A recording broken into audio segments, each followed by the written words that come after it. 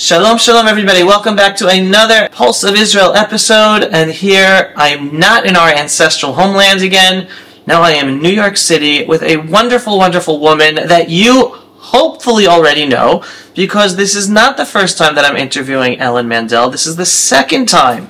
The last time I was able to sit here and interview Ellen, and she's told about her life story, because Ellen was born in Nazi Germany. And her parents, her father was a doctor in Germany, and then they were smart enough, your parents were brilliant, and to run away from Germany. So, if you did not see that interview... Okay, we made it only by 4 months. Made it by 4 months. And the reason was we didn't want to leave my grandfather behind, and so we stayed as long as we could. Right. And then my first... schooling was in Belgium because we couldn't get into the United States. Now, I want everyone to hear that. If everyone who does not yet know that story, click on the link below so you can watch the full interview with Ellen, where she tells her whole unbelievable story. Because again, you hear firsthand someone whose parents were smart to leave Germany right as soon as when they could, and even was last minute, 4 months before the borders were closed. But that interview ended on the point where I want to start today. Okay. Because Ellen, you were voicing your concerns over what you were seeing happening and developing here in the United States of America. And this interview was done, I think back in March. Right? March 2023. Yeah. The beginning of 2023. Today we're at the end of 2023, and I think everyone can acknowledge that October 7th changed the world for humanity, but definitely for the Jews. The massacre that took place against the Jewish people in Israel is not just felt by Israel, but it's being felt by American Jewry who are paying attention, especially by Jewish students on college campuses, especially Ivy League campuses. All of a sudden, they're sensing a hatred towards them, even though they're not connected to Israel. So, I just want to hear your thoughts today upon what you see developing here in America. Wow. That's a big question. I was shocked, as we all were. I never thought that I would see what I saw and what I knew about happening, because I've always been an activist, so I was very aware of Israel for years, and I love Israel. And probably, and it was horrible. It was horrible. One couldn't imagine that kind of evil. Cold-blooded murder, evil, with relish. And later, you know what I found out? I found out two things. Now, I don't know if it was in the press. One thing I found out was that the day before, that correspondence from some of the major news outlets had been invited. Yeah, you heard it. Reuters, AP, New York Times. Yes, they had correspondents in Gaza who were invited and took place, and they were witnesses to it all. And they were waiting on the border to And I said to myself, so they knew. They knew. They knew that this would happen. But instead of informing the government or whatever, so it wouldn't happen, they relished it so they could take pictures. That's one piece. The other part that I found out was that Israel in Gaza had allowed Palestinians to come and go. Right, work permits to work in Israel. Work permits to come and go. which was their idea of helping the Palestinians from their point of view, right? From the Israeli point of view, to help the Palestinians. Right. They thought that if that Hamas was interested in quiet and in having a good economy, and if Israel can provide more jobs for Arab Muslims in Gaza, then that would ensure that there would be peace. Yeah. Instead, they became informers. The most horrible thing about these massacres were that the Palestinians knew, from Gaza, knew everything. They knew everything. They knew where everything was, including the safe places, the safe houses. One of the survivors had said, they helped us make the safe houses. So at Kibbutz Be'eri, for example, or wherever it was. So they had no chance. In most massacres, or nobody knows exactly where they are. But imagine somebody here knowing exactly where I am.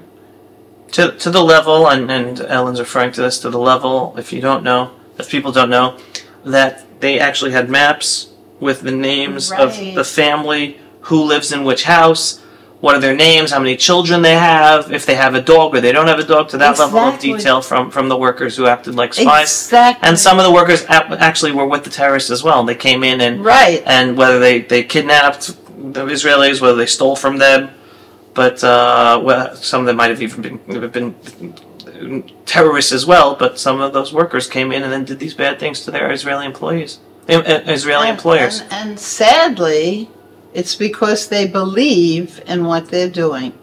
Right. They believe in the cause. Why do they believe in the cause, you may ask? Because in the, I don't know, part of the Quran, I guess, or in the books they have, they are taught that Jews are the children of apes and pigs. And that there's a certain kind of a bush, and behind that bush is hiding a Jew who's going to kill you, so you better kill him first. And these are actual things, either in the books that they read. Yeah, this is in the Quran. Or in the Quran. Yeah. In the Quran! Yeah. Right. Yeah, if people don't understand. I'm sorry, my voice is getting very shrill. No, that's fine. Because I just no, you're getting very emotional. Have very strong feelings about how barbaric, how brutal, how... There's no word for it. So what do you think about America now that you see that on American campuses and American cities there are rallies in support of the genocide against the Jews? There's two things. First of all, I remember it was under President Obama that Iran said that they wanted to destroy Israel, the small Satan. And then they were going to come after us in America, the big Satan. And at that time, I called up every single senator from our administration because I wanted them to know that it wasn't just about Israel, not that that's just, but that they wanted to come after us. Mm-hmm. Okay? So I was aware of that. So, getting back to here, that was what they said. And that was what they meant. I didn't think about it for a number of years. But now it rings very true. Because what I realize is that Iran was the mastermind behind all of the Hamas and its, what do you call those people? They're terrorists? No, they're... Proxies. Proxies, thank you. Right. So I'm aware of that. Very aware of it. I had no doubt. I'm very concerned that, if I may say, that this country has just given Iran $10 billion. $10 billion. I don't know whether it was decided or it's being decided or forgave. However, Or whatever it is, it's in the process however, of giving another $10 billion. Exactly. Exactly. So to tell you the truth, there are two reasons why I'm scared. One reason is because I want to tell you something. The bottom line of all of this is not religion or anything like that. It's money. It's all about money. Because even here in New York, there's a couple that I was hearing about who have given billions of dollars for the riots here in New York. And they've started. That's one thing. That's very scary. Why do you think it's scary? Because I'm a Jew. And this is not about Israel. And basically, anything that starts with Israel never stops with Israel. And I realize that. But when I found out that money was being given for that, I mean, that was very scary. So as someone... Oh, and the other thing is, so why are these people doing this? Here. Here. Right. Here. Because they have been brainwashed over the years. And secondly, again, I think it has to do with something I told you about, which is called projection. So they cannot see the goodness in the people because they don't have much goodness in themselves. So what they see is what they would see if they looked in the mirror, and that's their own evil. Because you can't go as a mob all around wanting the death of Jews from the river to the sea, and all the things they're selling, you know, gas to the Jews, or you know, Gas the Jews. Right. Yeah, right, exactly. And what do you say about the... Again, I'm asking you... let me say one thing. Sure. It's about projection. Mm. And nobody understands that. Because it's a psychological thing. I'm an Adlerian. And Adler was great. And Freud had his moments. But it's a Freudian idea to project. So in other words, if there's stuff I don't like in myself, I don't see it. I'll see it in you. Right. Now, again, I'm asking you this because of your family history, your background, your knowledge, Nazi Germany, etc. Oh my God. When I think about the hordes in the city of my refuge, which is the same as what we left in the city where I was born, where there were hordes of Nazis screaming the same stuff. What city of refuge are you referring to? City of Refuge? Yeah. New York. New York. Okay. I love New York. And seeing what's happening now with yes, with the Jew hatred growing here. I was born in Essen. And what do you say about the partnership between what we're seeing, the inherent Jew hatred, anti-Semitism within the Muslim world, communities here in America, together with the Reds, together with the socialist progressives? Yeah, well, this is something I talked to you about before. They have something in common. And what they have in common is that they hate America, for one thing. That they both would like to see America collapse, and that they don't believe in God. Therefore, they hate the Jews because we believe in God. So how do you explain to someone who doesn't understand it? They're like, okay, the socialists, I understand, don't believe in God. But Muslims believe in God. How are you saying that the Muslims don't believe in God? They don't. Oh, this is something I was writing about. First came the Jews, then came the Christians, then came the Muslims. The Muslims resent. Muhammad resented the Jews a lot because they didn't say he was the prophet, right? And Maimonides called him a false prophet. And so at first they tried to there's kind of a quality of you know, kind of trying to lure people in, is the word. It's sort of like a con artist, whatever. But I wouldn't use that word, maybe, but then when the Jews would not go along with them, with Mohammed, with the Islam, whatever you want to call them,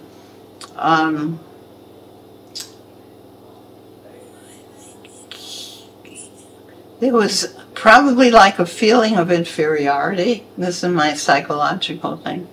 And he was so angry that instead of raising themselves, they wanted to put them down. Right. So in every country where you had the Muslim people in charge, during the Ottoman Empire, let's say. Or still today, anyone else who's not Muslim is considered a dhimmi. A dhimmi, exactly. Second-class citizen, has to pay a jizya tax. They're considered second class. Right. And what's interesting, and this not everyone understands this, because some people say, oh, but there are verses in the Quran where he's very positive towards Jews, but they don't get at the beginning, right? Because the Quran is chronological. And in the beginning, he tried to lure the Jews to convert to Islam, right? So, because not everyone knows in terms of the context of the Quran. They just hear, oh my God, he writes good things about the Jews. No, that's in the beginning. Because later on in the Quran, that's when he goes and kill the Jew who's hiding. Oh, and the trees and the rocks, give up the Jews so we can kill them. Or they're going to be killed by the tree or the rock, or whatever it is. Because by the end, it's when the Jews did not convert willingly, and then he hated us, and again, according to the Quran, you listen to the later supersedes the beginning. So even though he says nice things about the Jews in the beginning, what he writes about later in terms of killing us, that's the law in Islam. That became the law then. Right. So now I want to ask you. You know why? Maybe when I met you the first time, I hadn't done as much research. So now I really have looked into it to get a better understanding of where that comes from. And there have been various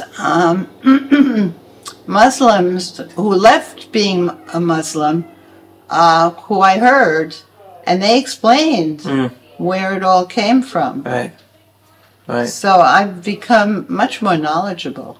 And seeing this partnership between the Reds and the Greens, as we say, between the Islamists and the socialist progressives here in America, where does that take you in terms of your thoughts of the future of America, New York City, whether for Jews or non-Jews? I think it's very dangerous. I think incentivizing Iran is horrendous because Iran already has a nuclear threshold, and to give them more money, you know, I remember Nagasaki and Hiroshima. And when that first happened, I spoke to somebody in COA, Alan J., and I told him how I felt. I was really scared. I know what happens with nuclear capability. And now with that much even more than an atom bomb, a hydrogen bomb. I'm scared now that I could end up being a cinder, just the way it would have been if I had been in a concentration camp. Because of a nuclear Iran. Yeah. So you're saying that. So there are two concerns. There's the concern of nuclear Iran, and there's also the concern of the Red-Green Alliance on the ground here in the streets of New York City. One thing I appreciate about myself is that I can compartmentalize, because working with my clients is great, and as a therapist, and continuing to do that, and being president of an institute, there's work to be done. So I feel okay. It's existential at this point. However, my friend's husband died recently, my friend from college, in Brooklyn, and I went to the Shiva, and I had a driver, and nothing happened. But I know somebody in our group who was downtown in New York, and she really got scared because she could barely cross the street because they were blocking the streets and screaming these things. Yeah. So some people, and I'm going back to Nazi Germany analogies here. Some people are saying that what we're experiencing today can be compared to Germany 1933, where in a sense, all of a sudden we're seeing the tolerance of pro-genocide, pro-Jew hatred, pro-killing Jews in the streets, the tolerance of Ivy League universities for those sentiments to be on college campuses where Jewish students are not safe and are not even getting the protection necessary from their administrations. So do you think that analogy sticks in terms of this seems like it's 1933? You do? Of course, because it starts, the students were a big group to support Hitler. Yeah, so Hitler came to power in 1933. The Nazis came into power. So yes, of course. Certainly Kristallnacht, I think of. Yeah, definitely. Definitely. So there's so many, I feel so many existential threats. While my own life is good and I'm happy and content and working and part of lots of Zoom groups and Etlin is so active. Do you want to tell people how old you are? I'm 88 and feeling great. Is that unbelievable? what a full life. A full life of laughter. Look at this personality. Beautiful, beautiful personality of happiness and joy. I love to laugh. I love to dance. I love to clap. Yeah. And still working. And 88 years old. We should all be as blessed with your health and attitude. I have about 14, 15 clients a week. Unbelievable. I mean, 3 days, actually. Unbelievable. Unbelievable. Yeah. We should all be that blessed. I want to end on a positive, because we don't have control. We don't have control over what's going on. We only have control over ourselves and our attitude, right? Yeah, absolutely. That's what Adler said. That's what Adler said? Yes. I didn't even study Adler. That's right. That's what Adler said. He said we don't have any control over what happens to us, but we do have control of how we handle it and how we look at it, and that'll affect how we deal with it. Right. So the positive I want to end off on is everyone should be blessed with your attitude of taking advantage of their time to be as active as possible and positive as possible and active in spreading positive, because I'm a big student of Rabbi Kook, and Rabbi Kook, one of his very, very important teachings was the best way to get rid of darkness is by spreading light. Oh, I love to spread light. My name means shining light. But I have to say one thing that I'm doing that I feel really good about. I've adopted a soldier Wow. I won't say his name necessarily, but in Israel. And in order to protect him, I have to each day pray for him, do good deeds, and to donate. And I love that I can do that because it makes me feel so much closer to my people in Israel and therefore to God. That's beautiful. Yeah, I really love doing that. There's our ending on the positive notes. I couldn't think of a better positive note, Ellen. Beautiful. Ellen, it's such a pleasure to speak with you and interview you again. Right. I hope next time we'll have even the ability to focus on even more positive, and we don't have to talk about the negative anymore because the negative's gone. I'm not going to delude myself into whatever, into thinking that's really going to be, but I hope we can hope and pray. Right. But and my Hebrew name? Yes, Esther. Is Esther. And she's going to save the Jewish people. This woman is going to save the Jewish people. With her light, she's going to be an Esther, a modern Esther. Anyway, Ellen, thank you so much. Thank you.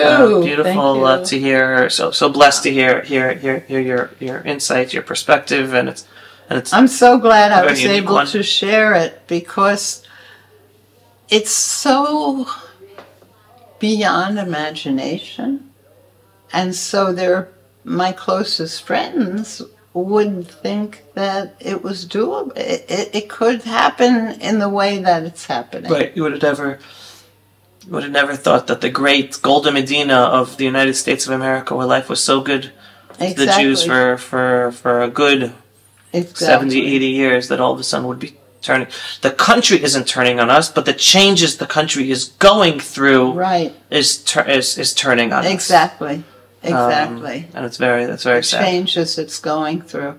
And I'm sure there's a lot of people in the country that don't feel that way at all. Yeah, not at all. Because they're going to get, as I say, they're going to get bitten in the tuchus as well. They're going to get hit as well. It's not just about anti... No, I mean all kinds of people. Yeah. Yeah, no. And listen, still... not just Jews or anything. All right, no, and still a majority of Americans, every survey shows the vast majority of Americans are pro-Israel. If they're pro-Israel, they're obviously... They like the Jews as fellow Americans. Exactly. But all you need is a powerful minority to set the tone, and they can cause damage to a society. Just like in Nazi Germany. Right. Everyone, praying for good times. I'm looking forward to being back in Israel as soon as possible. You know me, the future of the Jewish people is positive in the lands of Israel. I wish I could be as positive about the future of Jewry in the Western world, but the Western world is going through these tectonic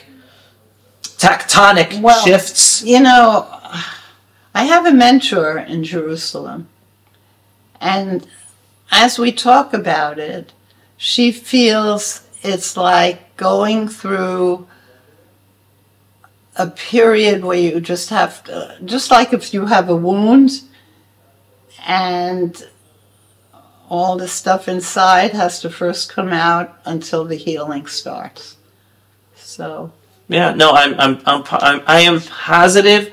Great times are coming. I hope I'll be around. I hope you're around too. I am positive. I'm seeing the beautiful coming together and unity of the Jewish people through this time. Oh, they're wonderful. I am so in touch. Through Rabbi Hirsch, he showcases everything that some of the... positive within the Jewish people. It's not just positive. It's amazing. It's creative. It's helpful. Yeah. Next time I'll tell you what I've learned about. Beautiful. But yes, there's so much positive, and I believe... Did you know about that? They're like calm spaces where they can go. Anybody who feels traumatized can go. And they're there, and they could stay, I think, 2 weeks. They have all kinds of therapies. They've got music therapy. They have art therapy. They make bowls. If they can't bring them together, they put gold to put it together. Really? It's amazing.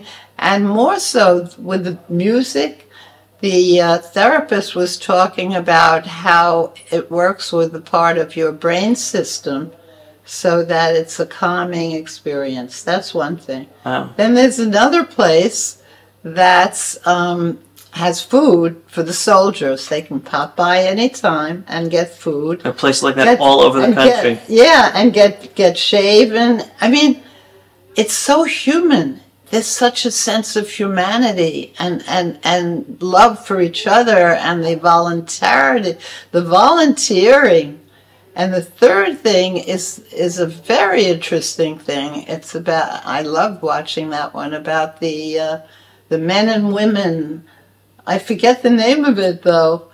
What are they doing? Of men and women of arms. Yeah. The men and women of arms, and they've really mobilized hugely to help and to straighten things out. Oh, and then there was one professor who knew all the algorithms and knew everything about some technical stuff. Mm-hmm. And so they have a big base so they can see who and what and figure things out.